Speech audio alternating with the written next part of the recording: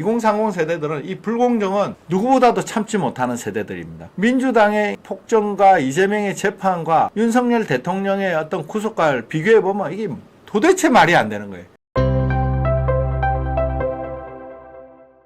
우리 저 후보자님이 이제 저 대학교에서 로스쿨 학생들에게 강의를 하시는데 이번에 그 윤석열 대통령 탄핵 전국에서 정말 우리 대한민국이 발견한 금은 보화라고 하면은 이 2030 세대들의 강한 등장이거든요. 예. 먼저 이거 2030 세대들이 이 학교에서 학생들 많이 가르치시니까요. 예. 요즘 2030들은 옛날 그 3, 40년 전에 80년대 뭐 대학 다니던 그런 세대하고 어떻게 차이가 있죠? 저도 이번에 새롭게 등장한 2030 보수 세력에 대해서 완전 새로운 보수죠. 우리 네. 나이 드신 분이 사실은 좀 올드, 나이로 뭐 분류하는 건 좀 이상하지만은 올드 보수고 완전 새로운 보수의 등장인데 저는 배경이 두 가지로 봅니다. 네. 첫 번째, 우리가 생각하시는 처음에 태극기를 들고 광장에 나가셨던 올드 보수들은 그 사실은 후진국 또는 중진국에서 출발해가지고 정말 피땀 흘려가지고 대한민국을 정말 반듯하게 선진국으로 올리신 분들입니다. 반석이 올리신 분들이죠.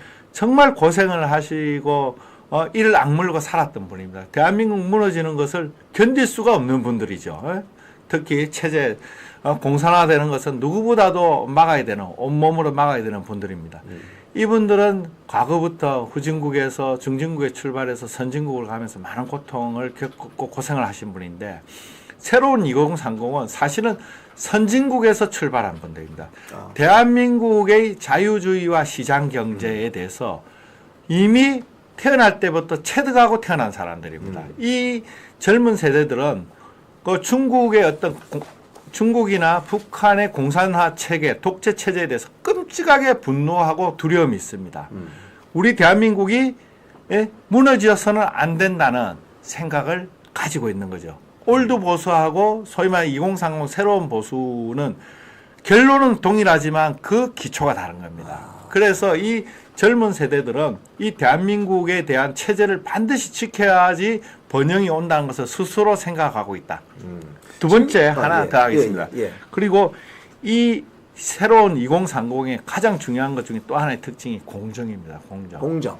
이 공정과 관련해서는 굉장히 민감합니다. 이 불공정에 대해서는 참지를 못하죠. 2030 세대들은 이 불공정은 누구보다도 참지 못하는 세대들입니다. 그런데 지금 진행되는 사법 절차를 진행되는 걸 보면은 민주당의 이 폭정과 이재명의 재판과 윤석열 대통령의 어떤 구속과를 비교해보면 이게 도대체 말이 안 되는 거예요. 이 불공정성은 누구도 설명할 수 없는 겁니다. 조국 같은 경우에는 대법원까지 가가지고 확정돼서 구속됐습니다. 정말로 우리 2030 젊은 세대들이 볼 때는 사법부의 불공정은 이거는 이루 말할 수 없는 거예요. 세상에서 제일 불공정한 집단이 어디냐 이러면은 제가 봤을 때 2030 눈에는 사법부입니다. 그래서 이 불공정이 아주 분노로서 표출되었다. 저는 그래서 두 가지의 측면에서 이 새로운 보수, 젊은 보수가 등장했다고 봅니다. 지금 오늘 중앙일보 이 보도를 보면은 월간 중앙에 윤상현 국회의원하고 이제 인터뷰한 기사가 있는데 거기 쭉 내려가 보면은 이런 게 있어요. 보수 집회에 2030 세대 청년들이 등장한 건데 어떻게 해석하는가 이렇게 윤상현 의원에게 물었거든요. 기자가 2030 세대 청년들이 등장한 건데 어떻게 해석하나요? 그러면 좀 띄워주시면 보겠습니다. 여기 이제 청년들이 이렇게 이야기한다는 거예요. 네, 저기 보면 새벽 5시 30분부터 그 한남동 관저 앞에 사람들이 있는 걸 보고 놀랬다. 한 번은 토요일 새벽 1시인데 젊은이들이 1000명 이상 나와 있었다. 이게 무슨 일일까? 근데 왜 이렇게 청년들이 나왔을까? 보면은 밑에 청년들은 민주당을 이해를 못한다. 자기들 뜻대로 안 된다고 카카오톡을 검열하고 유튜브를 검열하겠다고 한다. 여론조사 결과 마음에 안 드니까 여론조사 기관을 조사하는 특별위원회를 만들려고 한다. 뭐 이런 쭉 이야기를 하면서 이런 밑에 보면 이제 이대로 가면 청년들은 30년 후에 자신들의 월급의 절반을 4대 보험에 빼앗긴다. 하지만 이런 것에 대해 민주당은 생각이 없다. 일단 이렇게 해라. 일단 나눠주고 보자.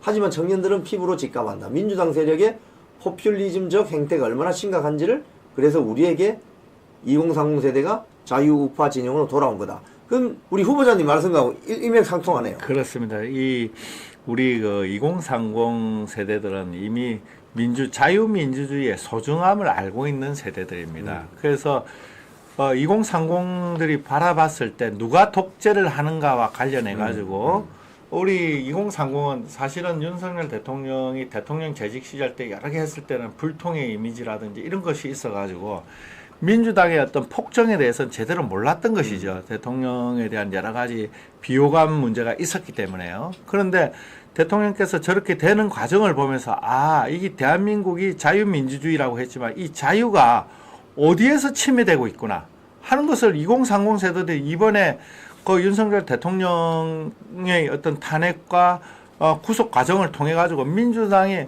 확실하게 독재를 하고 있고 이러한 정책들이 아주 의미나 공산화 정책하고 아주 맞물려 있다는 것을 2030들이 스스로 깨우친 겁니다. 그렇기 때문에 2030 저도 2월 1일 날 저기 부산역 광장에 전한길 씨 올 때 저도 마이크를 잡았는데 부탁을 해서 간단하게 이야기를 했는데 그때 비가 많이 왔습니다. 정말 추웠습니다.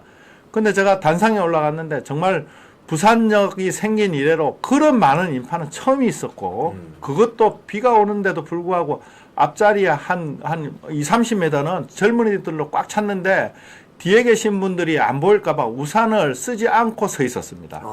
그 정도로 젊은이들의 이 자유민주주의에 대한 자유 대한민국에 대한 수호의 정신, 체제 전쟁이라 보는 겁니다. 어떻게 윤석열 대통령이 무너지면은 이것이 윤석열 대통령의 개인에 대한 지지라든지 호감이 아니고 윤석열 대통령이 무너지는 순간 대한민국 자유민주주의가 무너진다고 생각하는 겁니다. 그래서 이 2030들이 느끼는 그 절박함을 거기서 느꼈고 비슷합니다. 저기 발언하신 저 장면이군요. 그렇습니다. 그렇습니다. 네. 정말 놀랐습니다. 저도 저기 보면서 너무 놀랐던 것이 그 많은 젊은이들이 그 비 오는 와중에 아마 부산의 역사, 부산역이 생긴 이래로 가장 많은 인파가 왔습니다. 그날 보니까 저 화면 보니까 비가 많이 온 것 같네요. 많이 왔습니다. 저는 사실은 뭐 한 10분 처음에 뭐 연설해 달라고 했는데 비가 많이 온다고 한 5분으로 줄여달라더라고 아침에. 근데 현장에 가니까 너무 많은 분이 오고 추우니까 너무 추웠습니다. 비도 오고. 그래서 3분만 줄여달라고 하던데 저도 우산을 안 쓰고 3분 동안 올라가 있었는데 갔다 내려오니까 정말 춥더라고요. 그런데 그 추운 시간을 3시간을 젊은이들이 그 애국 시민들이 그 자리를 지켰습니다. 정말 아마 감기 들리시지 않았나 몸살 나셨을 것 같아요. 지금 그 매일신문의 이 칼럼을 보면은 윤석열 대통령 플러스 자유시민 5천년 이래 최대 사변이다. 매일신문의 디지털 논설실장의 칼럼이 있어요. 여기 보면은 이 대학생들의 그 시국 선언이 나옵니다. 사실 30-40년 전에 우리 후보자님과 제가 이 대학 다닐 때만 해도 시국 선언이 내려면 좌파들이다 원래 학생 운동권들이 하는 게 시국 선언인데 지금 완전히 이게 지금 자유우파 청년들이 나서기 시작했는데 이건 어떻게 보십니까? 사실은 이 자유우파 청년들이 최초로 시국 선언하고 나선 거는 조국 사태 때입니다. 조민희 입시 부정과 조국 법무부 장관의 행태를 보고 그때 제가 부산대학교 있지 않았습니까? 우리 차정희 후보가 조민에게 지켜주지 못해서 미안해하는데 정말로 착각을 단단히 하고 계신다. 그때 사실은 전국 대학에서 조국 파면을 외치면서 첫 우파 시국 선언이 났습니다. 서울대학을 비롯해서 부산대학에도 그때 있었습니다. 그때만 하더라도 사실은 체제 전쟁은 아니었습니다. 조국의 어떤 조민의 입시 부정과 불공정에 대해 분노하는 청년들이었습니다. 그렇죠, 대학생. 근데 지금 다시 2차 시국 선언이 난 겁니다. 이 2차 시국 선언은 어떤 성격이 되냐면 자유민주주의, 자유 대한민국을 지키겠다는 체제 전쟁이고 체제 시국입니다. 그래서 이전의 시국 선언과 조금 다른 양상이지만 그 일맥상통하는 선상에 있다. 저는 그렇게 생각합니다. 아마도 다음 주 월요일 날 그 부산대학교에서 그 자유우파 청년들의 시국 선언이 있는 것 같아요. 지금 연세대에서 시작해가지고 그리고 서울대 했고 지금 고려대가 오늘 오후에 뭐 하려고 하는데 아마 대진년이라고 예. 그 운동권 학생들 단체에서 좀 뭔가 좀 움직임이 있어서 그 집회 그러니까 기자회견 장소와 시간을 좀 조정하는 것 같아요. 그리고 경북대에서 또 시국선언이 있었고 지금 고려대에서 오늘 시국선언이 있는 것 같아요. 그래서 경북대에서 시국선언을 할 때 대구 경북 지역 대학생들이 많이 와가지고 같이 시국선언도 하고 응원도 했습니다. 혹시 뭐 다음 주 월요일 날 부산대 학생들 시국선언하면 거기 한번 가보실 생각 있으십니까?